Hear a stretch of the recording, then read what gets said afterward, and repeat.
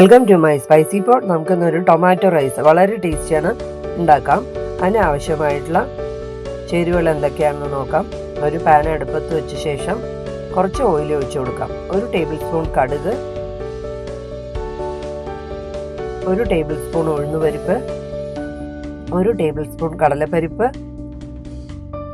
വലിയ ജീരകം, 1/4 table spoon വലിയ ജീരകം എല്ലാം കൂടി നന്നായിട്ടൊന്ന് റോസ്റ്റ് ചെയ്തെടുക്കാം. കുറച്ച് കറിവേപ്പിലയും കൂടെ ഇട്ട് കൊടുക്കാം. ഇത് ഫുള്ളായിട്ട് നെയ്യിലാണ് ചെയ്യുന്നതെങ്കിലും വളരെ ടേസ്റ്റിയാണ്. 3 പച്ചമുളക് കട്ട് ചെയ്തത്, ഇഞ്ചി വെളുത്തുള്ളി ചതച്ചതാണ്. ഇഞ്ചി വെളുത്തുള്ളി കൂടി പോകരുത്. ഞാനിവിടെ ഒരു 5 പേർക്കുള്ള റൈസാണ് ഉണ്ടാക്കുന്നത്.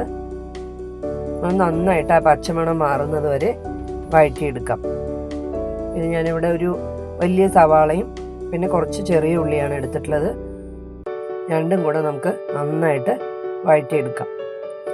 സവാള ഒന്ന് വഴന്നു കഴിഞ്ഞതും നമുക്ക് മസാലയ്ക്ക് ആവശ്യമായിട്ടുള്ള ഉപ്പിട്ട് കൊടുക്കാം.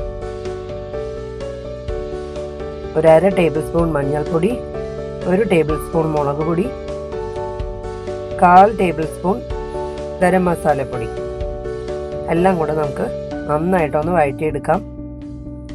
അതിനുശേഷം ചെറുതായിട്ട് കട്ട് ചെയ്തിട്ടുള്ള മല്ലിയിലയാണ്, 1 പിടി മല്ലിയില എടുത്തിട്ടുണ്ട്. അതും കൂടെ നമുക്ക് നന്നായിട്ടൊന്ന് വഴറ്റിയെടുക്കാം. റെഡി ആയിട്ടുണ്ട്. ഒരു 5 വലിയ തക്കാളി കട്ട് ചെയ്തത് നമുക്കൊന്ന് നന്നായിട്ട് മിക്സ് ചെയ്തെടുക്കാം. അതിനുശേഷം ഒരു 10 മിനിറ്റ് അടച്ചു വെച്ച് നന്നായിട്ട് കുക്ക് ചെയ്തെടുക്കാം. അപ്പോൾ ആ തക്കാളിയൊക്കെ നന്നായിട്ട് ഉടഞ്ഞു കിട്ടും. നമുക്കൊരു തവി വെച്ച് നന്നായിട്ട് പ്രസ് ചെയ്ത് കൊടുക്കാം. മാഷറാണെങ്കിലും കുഴപ്പമില്ല. ഒരു തവി വെച്ച് നന്നായിട്ട് പ്രസ് ചെയ്ത് കൊടുത്താൽ ആ തക്കാളി അധികം കാണില്ല. നമുക്കത് റൈസിലിട്ടിട്ട് മിക്സ് ചെയ്തെടുക്കാം. കുറച്ചുകൂടെ നെയ്യ് ഇട്ട് കൊടുത്താൽ നന്നായിരിക്കും. ഞാനിപ്പോൾ ഇവിടെ നെയ്യ് ഇട്ടിട്ടില്ല. തൈരിൻ്റെ കൂടെയും കൊണ്ടാട്ടം ഉപയോഗിച്ച് പിക്കിൾ ഉപയോഗിച്ച് കഴിക്കാൻ വളരെ ടേസ്റ്റിയാണ്. വീഡിയോ ഇഷ്ടപ്പെട്ടാൽ ലൈക്ക് ചെയ്യൂ, ഷെയർ ചെയ്യൂ, സബ്സ്ക്രൈബ് ചെയ്യൂ. Thanks for watching. Thank you.